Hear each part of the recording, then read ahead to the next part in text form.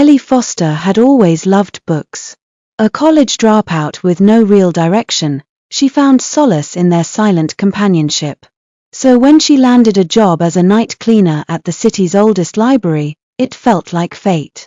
Her job was simple: clean the floors, dust the shelves, and make sure everything was in order before the morning staff arrived.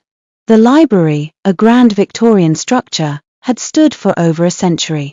Its towering shelves, intricate carvings, and dimly lit corridors made it beautiful but unnervingly eerie at night. The restricted section, locked behind an iron gate, held an air of mystery that Ellie found both intriguing and unsettling. "Don't touch anything in the restricted section," her supervisor had warned on her first day. "That room has its history." Ellie had laughed it off, but she couldn't deny the unease that settled in her chest whenever she passed the gate. The first whisper. One stormy night, Ellie's shift started like any other. Rain lashed against the stained glass windows, and thunder rumbled in the distance. The library was unusually quiet, the kind of silence that amplifies the smallest sounds. As she pushed her cleaning cart down the dim corridors, she heard it, a faint whisper. "Ellie." She froze, her heart skipping a beat. The voice was soft, almost pleading, and it seemed to come from the restricted section. Shaking her head, she laughed nervously. "Just the wind," she muttered, forcing herself to continue. But the whispers didn't stop. As the night wore on, they grew louder, more insistent. "Ellie, come closer." Her curiosity got the better of her. Around 2 a.m., she approached the iron gate. To her shock, it was unlocked. She hesitated but felt an inexplicable pull, like an invisible hand guiding her inside. The book. The restricted section was even darker than the rest of the library. Dust motes floated in the dim light of her flashlight. Rows of ancient, leather-bound books lined the shelves, their titles faded with age. At the center of the room, on a pedestal, lay a single book. Its cover was black as coal, with no title. The edges of its pages shimmered faintly, as if coated in gold. Ellie's hands trembled as she reached out. The moment her fingers brushed the cover, a jolt of electricity shot through her, and the whispers ceased. The silence was deafening. She opened the book. Its pages were blank, except for one, a charcoal drawing of a dense forest, its trees gnarled and twisted. In the center stood a figure, a woman with hollow eyes and outstretched arms. "Help me," the voice echoed again, this time clear and desperate. The lights flickered. When Ellie looked back at the book, the drawing had changed. The woman was closer now, her face contorted in anguish. "You're the only one who can help me," the voice whispered. The forest. Before Ellie could react, the room spun. She felt herself falling, the air rushing past her. When she opened her eyes, she was no longer in the library. She was in the forest. The air was damp and heavy, filled with the scent of moss and decay. The trees loomed above her, their twisted branches blocking out the moonlight. In the distance, she heard the faint sound of footsteps crunching on leaves. "Hello," she called, her voice trembling. No response. The footsteps grew louder, closer. Ellie's heart pounded as she turned, only to see the woman from the book. Her body was grotesquely twisted, her limbs bending in unnatural angles. Her eyes were black voids, and her mouth stretched into a chilling grin. "You came," the woman rasped. Ellie stumbled back. What do you want?" "To be free. The truth." The woman explained in broken whispers that she had once been a librarian, lured into the book decades ago. The book was cursed, a trap for curious souls. To escape, someone else had to take her place. "Please, let me go," the woman begged, her voice cracking with desperation. Ellie shook her head. "There has to be another way." The woman's grin widened. "There isn't." Suddenly, the ground beneath Ellie began to shift, pulling her down. She screamed, clawing at the dirt, But it was futile. As she sank deeper, the woman's twisted form straightened, her hollow eyes filling with light. She began to laugh, a sound that echoed through the forest. "Thank you for your kindness," she said as Ellie disappeared into the earth. A new chapter. The next morning, the library staff found the restricted section locked as usual. But something was different. On the pedestal, the black book lay open. Its once blank pages now held a new drawing. Ellie, trapped in the forest, her face frozen in a silent scream. The whispers had stopped, but the book waited patiently, ready to claim its next victim. The Watcher in the Forest. Ellie's screams echoed as she was swallowed by the ground, darkness enveloping her. But she didn't die. Instead, she woke up gasping, lying on the forest floor. The air was cold, and the eerie silence pressed on her ears. She sat up, her body trembling, and realized she wasn't alone. Around her, shadowy figures stood at the edge of the trees. They didn't move or make a sound, but their glowing eyes pierced through the darkness, watching her intently. "Where am I?" Ellie whispered, her voice shaking. One of the figures stepped forward, its outline flickering like a flame. It was humanoid but grotesquely deformed, its limbs elongated and its face featureless except for those glowing eyes. "You are in the in-between," the figure said in a voice that seemed to come from everywhere and nowhere. "A realm of forgotten souls." Ellie backed away. I don't belong here. Please, let me go." The figure tilted its head. "You touched the book. You are bound." The woman's lies. As Ellie tried to process her predicament, the figure gestured toward the shadows. From the darkness emerged more of the twisted beings, but they weren't attacking her. Instead, they seemed mournful. "We were all tricked," one of them rasped. "Like you, we trusted her." "The woman?" Ellie asked, her voice barely a whisper. The creatures nodded. "She was the first. The book was her punishment, a prison to hold her forever. But she found a way to escape, by trading places with the living." Ellie's stomach churned. "So, she lied to me." "She always lies," the first figure said. "Now she is free, and you are bound. Unless..." "Unless what?" Ellie asked desperately. The figure hesitated. "Unless you break the cycle." The cycle. Ellie learned that the book wasn't just a prison, it was a key. Hidden within its cursed pages was a way to destroy it and free the trapped souls. But it came at a price. To break the curse, you must return to the library, the figure explained. "But the book will fight you. It will do everything to keep its hold." "How do I get back?" Ellie asked. "The same way you came," the figure said, stepping aside to reveal a swirling black portal. "But beware. The book will twist reality. You will face horrors from your own mind. And if you fail, you will remain here forever." Ellie nodded, fear gripping her heart. "I'll do it." The return. Stepping into the portal was like falling through ice-cold water. When Ellie opened her eyes, she was back in the library, but it wasn't the same. The once familiar shelves were warped, twisting endlessly into darkness. Shadows moved unnaturally, and the whispers were louder now, echoing all around her. "You can't escape." The book lay on the pedestal, its pages flipping wildly as though alive. Ellie approached cautiously, her heart pounding. As her fingers touched the cover, the library dissolved around her. The final trial. Ellie found herself in a room made entirely of mirrors. Each reflection showed a different version of herself, some crying, others screaming, and one with hollow, lifeless eyes. "Choose wisely," a voice echoed.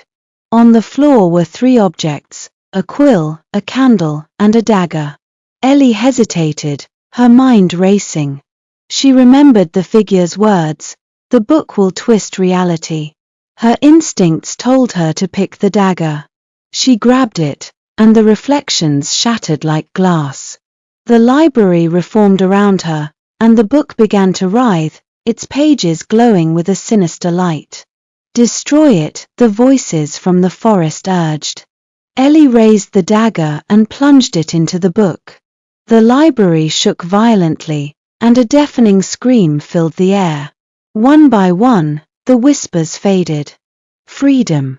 When the chaos subsided, Ellie was back in the normal library.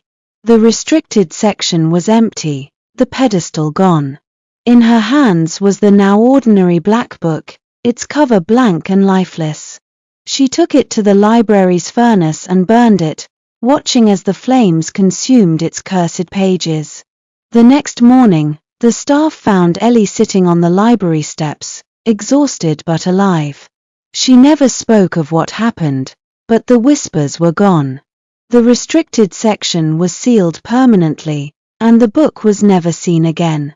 But deep in the forest of the in-between, shadows still lingered, waiting for another to touch the cursed tome.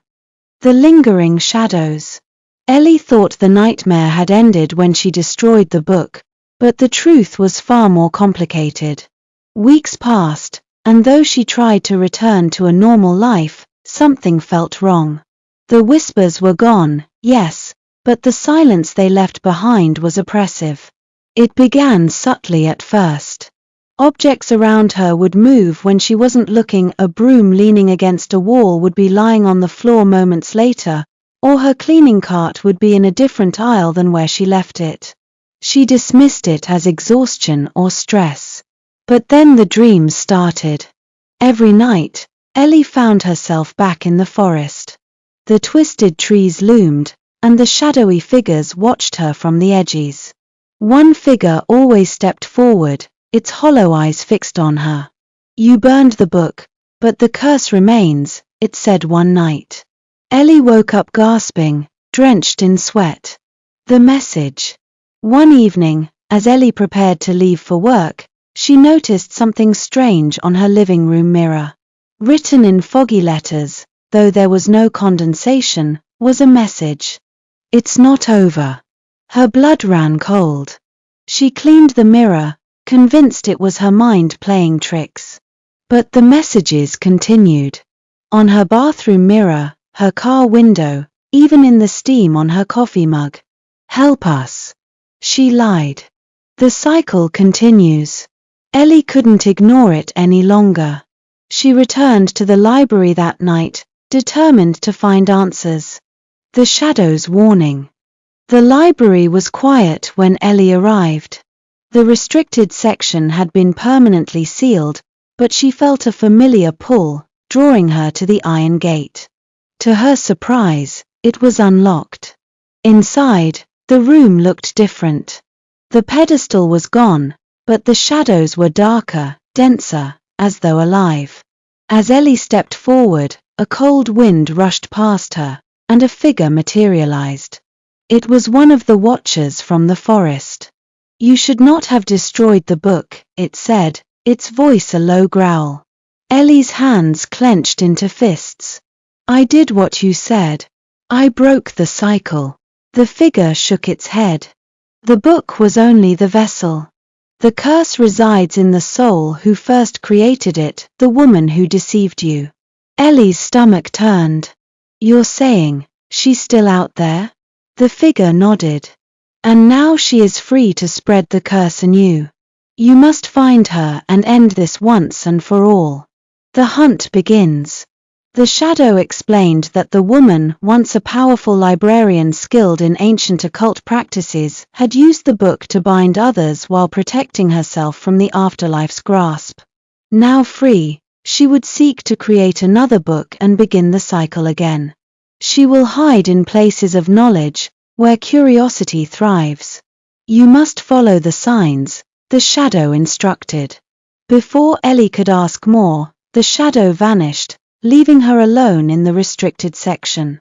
The next day, Ellie began her search. She combed through libraries, archives, and occult bookstores, following cryptic clues that appeared in her dreams and messages that seemed to write themselves in dust or on old papers. The confrontation. Months later, Ellie's search led her to a crumbling estate on the outskirts of town, rumored to house an underground library filled with forbidden texts. As she descended into the damp, candlelit basement, she felt the familiar weight of the curse pressing down on her chest. At the center of the room stood a figure, the woman from the book. She looked different now, her form less grotesque but no less terrifying. Her eyes burned with malice, and her smile was razor-sharp. "Ellie," she said, her voice dripping with mockery, "I didn't expect you to survive." Ellie clenched her fists. "You tricked me." The woman laughed, a sound that echoed unnaturally in the small space. "Of course I did. And now, thanks to you, I am free. But don't worry, I'm creating something new. A better book. One that will trap not just souls, but entire lives." Ellie stepped forward, her voice steady despite her fear. "I won't let you." "And what will you do?" the woman sneered. "You destroyed the old book. But destroying me? That's not so easy." The final sacrifice. Ellie remembered the dagger she had used to destroy the book. It wasn't just a weapon, it was a relic tied to the curse, capable of severing the connection between the woman and the curse she wielded. As if sensing her thoughts, the woman lunged at Ellie, her form twisting into a monstrous shadow. The room shook, and the candles flickered wildly. Ellie dodged, grabbing the dagger from her bag. The battle was brutal. The woman's shadowy form lashed out, cutting deep into Ellie's arms and legs, but Ellie pushed through the pain. She waited for an opening and then drove the dagger into the woman's chest. The scream that erupted was deafening, shaking the walls of the library. The woman's form crumbled into ash, and the oppressive weight in the air lifted. Aftermath. Ellie barely escaped the crumbling estate. When she emerged into the night, the stars seemed brighter, the air lighter. She knew the curse had been broken for good this time. But the experience left her changed. Though the whispers were gone, Ellie found herself drawn to the strange and the supernatural, unable to return to her old life. She left the city and began traveling, seeking out other curses and haunted places, determined to protect others from the horrors she had faced. Some say she became a legend herself, a mysterious figure known only as the Cleaner, erasing the remnants of darkness wherever she went. But Ellie knew the truth. Some curses can never truly be erased. Here are 3 moral lessons from this video. 1. Curiosity can be dangerous. Ellie's initial decision to explore the restricted section stemmed from curiosity, but it led to her becoming entangled in a dangerous curse. The story warns that some boundaries exist for a reason and that recklessness can have severe consequences. 2. Sacrifice and responsibility. After realizing her actions inadvertently freed the cursed woman, Ellie took responsibility to correct her mistake, even at great personal risk. This highlights the importance of accountability and the courage to face the consequences of one's actions. 3. Evil thrives on deception. The cursed woman manipulated Ellie through lies and false promises. This teaches the importance of discernment and critical thinking, as evil often disguises itself to prey on the unsuspecting. Recognizing and confronting deception is key to overcoming it. Thanks for watching. Stay tuned. Please subscribe to the YouTube channel at Sax House Comedy TV. Have a blessed day.